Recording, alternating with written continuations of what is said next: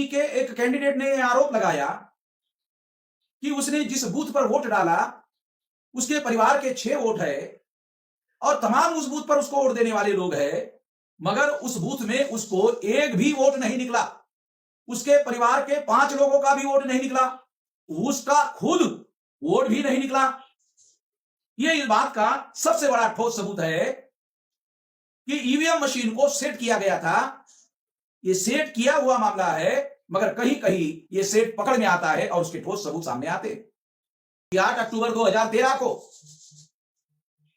BJP वाले खुद supreme court में यह केस लेकर गए थे। डॉक्टर सुब्रमण्यम स्वामी यह केस लेकर गए थे। उस केस में सुप्रीम कोर्ट ने यह जजमेंट में लिखा हुआ है, उस जजमेंट में यह लिखा कि केवल ईवीएम मशीन के द्वारा फ्री, फेयर एंड ट्रांसपेरेंट चुनाव नहीं हो सकता। फ्री यानी इस विरोध को दरकिनार करने के लिए कांग्रेस को आरएसएस और भाजपा के साथ समझौता करना पड़ा और उस समझौते के तहत 2 बातें हुई। एक, उस समझौते भाजपा इतनी ही लोकप्रिय थी, नरेंद्र मोदी इतने ही लोकप्रिय थे, तो नरेंद्र मोदी ने सांसदों को चुनाव में, विधानसभा के चुनाव में क्यों उतारा?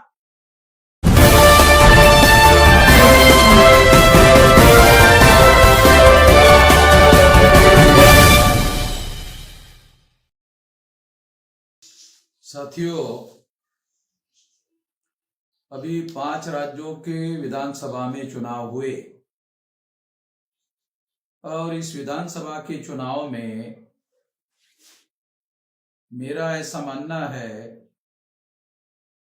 कि 5 में से महत्वपूर्ण जो राज्य है छत्तीसगढ़, मध्य प्रदेश और राजस्थान में बीजेपी की चुनाव में जीत होने की मुख्य वजह ईवीएम मशीन है। और इसके बारे में ठोस वजह और ठोस कारण भी है। इसके बारे में मैं कुछ बातें आप लोगों को बताना चाहता हूं। सबसे पहली बात तो यह है कि मध्य प्रदेश में एक भूतपूर्व एमएलए है,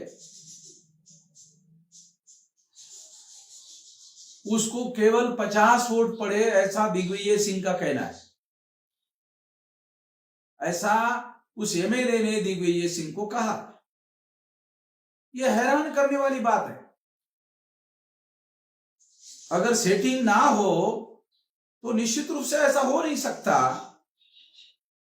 ईवीएम में सेटिंग होने की वजह से ऐसा होता है, मगर कहीं कहीं इस तरह के सबूत पीछे छूट जाते हैं जिसकी वजह से ईवीएम में गड़बड़ी हुई, ऐसा कहा जा सकता है। ये 50 वाला वोट वाला मुद्दा भी ऐसी तरह का है।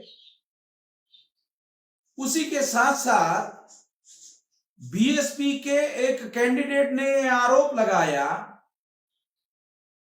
कि उसने जिस बूथ पर वोट डाला उसके परिवार के 6 वोट है और तमाम उस बूथ पर उसको वोट देने वाले लोग हैं, मगर उस बूथ में उसको एक भी वोट नहीं निकला। उसके परिवार के 5 लोगों का भी वोट नहीं निकला, उसका खुद वोट भी नहीं निकला। यह इस बात का सबसे बड़ा ठोस सबूत है कि ईवीएम मशीन को सेट किया गया था। यह सेट किया हुआ मामला है, मगर कहीं कहीं यह सेट पकड़ में आता है और उसके ठोस सबूत सामने आते। 2019 के चुनाव में नरेंद्र मोदी जहां चुनाव लड़ रहे थे, वहां पर 1,87,000 वोट नरेंद्र मोदी को ज्यादा निकले। ये ईवीएम में घोटाले का भौतिक सबूत है और ठोस सबूत है। तो ऐसे कई सारे उदाहरण सामने आते हैं। मीडिया वाले इस तरह से इसका प्रचार करते हैं और समर्थन करते हैं कि जब कांग्रेस और विरोधी पार्टी के लोग चुनाव जब हार जाते हैं तो वो ईवीएम पर दोष देना शुरू कर देते हैं। और बीजेपी वाले भी लोग इसी तरह की बातें करते हैं, मीडिया वाले भी इसी तरह की बात करके घोटाले का एक प्रकार से समर्थन करना शुरू कर देते हैं। मगर मैं आपको बहुत खास बात बताना चाहता हूं कि 8 अक्टूबर 2013 को बीजेपी वाले खुद सुप्रीम कोर्ट में ये केस लेकर गए थे। डॉक्टर सुब्रमण्यम स्वामी ये केस लेकर गए थे। उस केस में सुप्रीम कोर्ट ने ये जजमेंट में लिखा हुआ है, उस जजमेंट में ये लिखा कि केवल ईवीएम मशीन के द्वारा फ्री, फेयर एंड ट्रांसपेरेंट चुनाव नहीं हो सकता। फ्री यानी ईवीएम मशीन से मुक्त चुनाव नहीं हो सकता, फेयर यानी निष्पक्ष नहीं हो सकता, ट्रांसपेरेंट यानी पारदर्शी नहीं हो सकता। ये तो क्या सुप्रीम कोर्ट कोई पार्टी है? सुप्रीम कोर्ट तो पार्टी नहीं है। ये तो सुप्रीम कोर्ट ने कहा ईवीएम के बारे में। सारे दुनिया में जिन लोगों ने ईवीएम मशीन बनाई, जापान वालों ने ईवीएम मशीन बनाई, अमेरिका वालों ने ईवीएम मशीन बनाई, मगर वो बैलेट पेपर पर चुनाव करवाते हैं। उनका ईवीएम मशीन पर फ्री, फेयर एंड ट्रांसपेरेंट चुनाव होने का यकीन नहीं है, विश्वास नहीं है। और वो ईवीएम मशीन भारत में लगाई जा रही है और की जा रही है। जब 2004 में और 2009 में ईवीएम मशीन के द्वारा कांग्रेस ने चुनाव जीता, तो लाल कृष्ण आडवाणी ने इसके विरोध में विरोध किया था।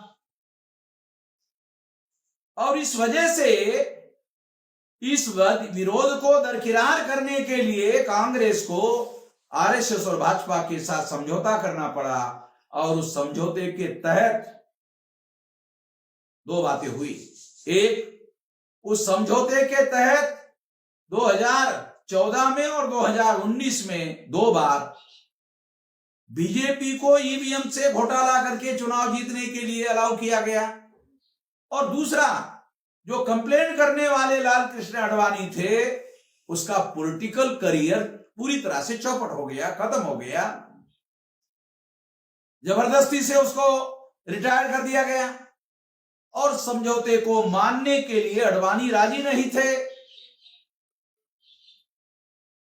नरेंद्र मोदी राजी हो गए और इसकी वजह से नरेंद्र मोदी को सामने लाया गया।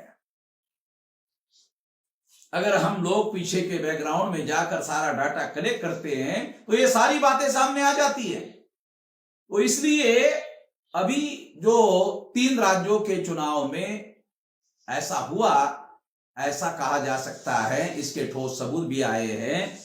इसलिए मैं ऐसा मानता हूं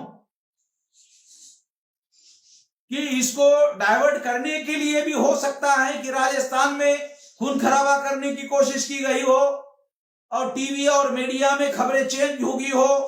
मगर सारे अपोजिशन पार्टी के लोगों ने ईवीएम का मुद्दा उठाया, वो नेशनल लेवल पर मुद्दा क्यों नहीं बन रहा है?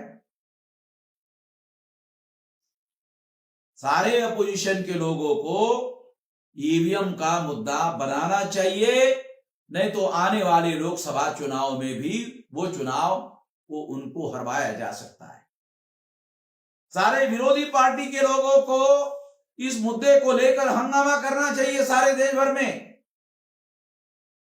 और अगर वो ऐसा नहीं करते हैं तो 200% मान लिया जाएगा कि आने वाले लोकसभा चुनाव में उनको परास्त किया जा सकता है। तो मैं हमारे पाठक है, हमारे सुनने वाले जो लोग हैं, उन लोगों को ये जानकारी देना चाहता हूं कि जो छत्तीसगढ़ में, मध्य प्रदेश में और राजस्थान में ये जो ईवीएम में घोटाला करके चुनाव करवाए गए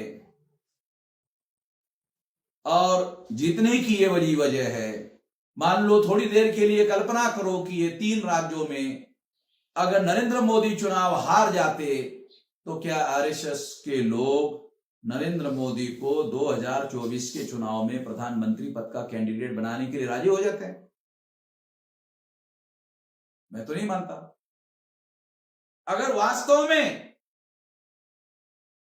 भाजपा इतनी ही लोकप्रिय थी, नरेंद्र मोदी इतने ही लोकप्रिय थे, तो नरेंद्र मोदी ने सांसदों को चुनाव में, विधानसभा के चुनाव में क्यों उतारा? केंद्रीय मंत्रिमंडल में मंत्री रहे हुए कैबिनेट मिनिस्टरों को विधानसभा के चुनाव में क्यों उतारा? अगर वो वास्तव में इतनी पार्टी लोकप्रिय थी और इतने जीतने वाला मामला था। ये सबूत इस बात का सबूत है कि नरेंद्र मोदी को यकीन नहीं था कि वो चुनाव जीत लेगा। और ये भी एक कारण बताया जा सकता है ईवीएम मशीन के इस्तेमाल का, ताकि अगर चुनाव नहीं जीता जाता तो आरएसएस के लोग नरेंद्र मोदी को 2024 के चुनाव में प्रधानमंत्री पद का कैंडिडेट नहीं बना सकते थे।